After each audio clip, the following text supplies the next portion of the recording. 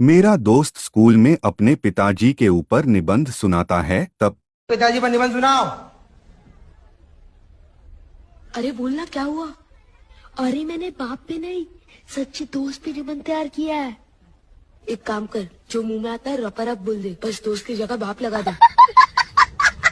साहिल, क्या हुआ सुनाओ।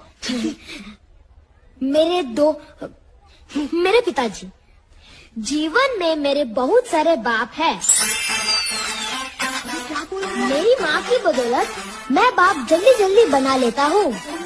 मेरे मोहल्ले में हर घर छोड़कर मेरा एक बाप है।